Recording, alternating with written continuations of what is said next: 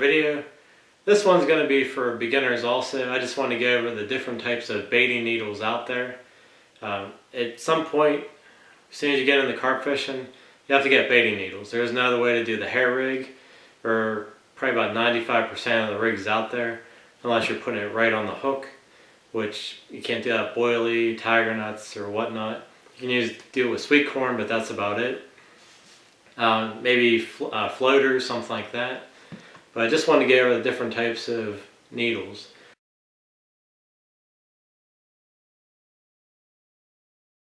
There's a lot of different ones out there. I just wanted to start off. You have a splicing needle. This is used when tying lead core. You can use them for baiting needles for bait as well, but that's the main purpose of that. The next one is you're going to have a larger, this is called a stringer needle, and this is used for PVA. What happens a lot of times, your standard baiting needle is too small to go through the bag. That way you can just push that up through, hook it on to your hook link, or however you're going to put that on, and that's used for that. The next one we're going to have is a heavy gauge needle.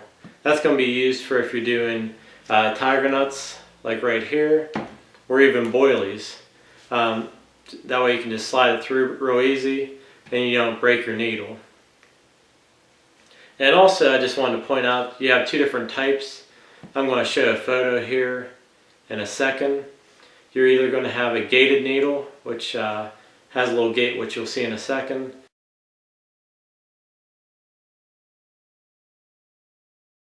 or just a standard needle. It just hooks onto the line.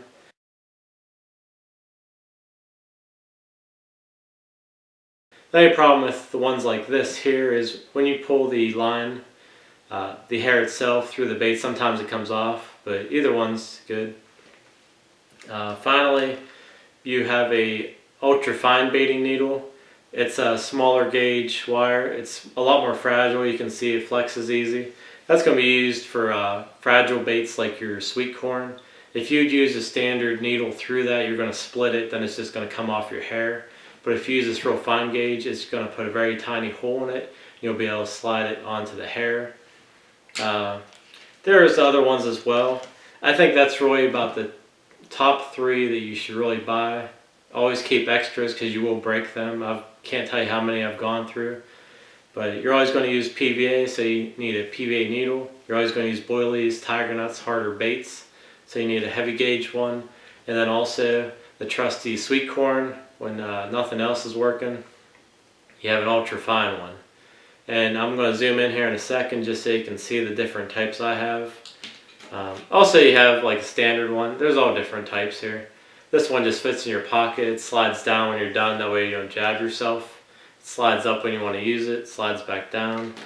Most of these other ones will have a case that goes over top of it, like this one here. Just has a top, so that way you don't break your needle in transport. And that just pops back on here. And that's that. That way it's not going to snap off. And also, if something's really hard and you're scared of breaking even the heavy gauge one, you have a bait drill. All it is a drill bit on the end of it. That way if you have a tiger nut that's really hard, you can pre-drill it, then put the needle through it. Okay, just to go over what I just talked about, you have for PVA bags, you're going to have the stringer needle. Just zoom in there. As you can see, it has a gate on there, which it's not going to get hung up in the PVA, and it's long, that way if you have a longer stick. And it's a little bit stiffer, that way it's not going to break off easy. Next one is your splicing needle. That's just going to be used for splicing lead core. We'll do another video on that later, but for the beginner, you're not probably going to get into that till later on. That's just to pin the line down on the bottom of the lake. You have different ones here. I'll show you the heavy needle. Heavy needle, this has a gate on as well, but you can see it's a wider gauge. That way it's not going to flex as much. I'll just bend that there. You can see it's a little bit stiffer. That's going to be used for when you're putting on a boilie. Like right here, you put on some boilies, or even when you're going to be doing tiger nuts. because they are a harder bait, so you don't want to try doing it with a thinner one because you're just going to snap your needle. Next we're going to come to the ultrafine needle. Pop the top off here. You can see that's a real thin gauge. I'll try zooming in here so you can see the...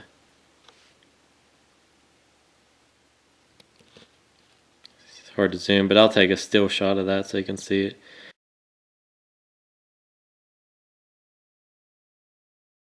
It just has a little ridge there, that way it catches on the line. You can see that's a smaller gauge, and it's real flexible, easy to move. And that's just going to be if you're using your whole kernel corn, that way, even maize too. Sometimes that's fragile. That way, when you pierce through it, it's just going to be, you know, a tiny little hole so you don't split it. Lots of different types of baiting needles. Oh yeah, I also talked about the drill here. As you can see, it's just a little drill bit there. That's just for the really hard baits, so you can pre-drill just to play it safe so you don't break your needles. But all different types of needles, like I said. Just getting through these real quick, just so the beginner carper knows what they're dealing with and what to buy. If you have any questions, just let me know, and I'll be glad to explain anything for you. So I just want to go over this for the beginner, so you know which one is which. That way when you see about 5 or 6 different types, you know the difference between them. Just wanted to go over this for the beginner carper, so they can, when they go make their purchase, they'll know what's best for them and which one to use in what situation. So I'll zoom in here in a second, but thank you for watching the video. Hope you come back for more. And to the beginner carper, I hope these are helpful for you in making your purchase decisions. Till next time, I'm Brian Wingard.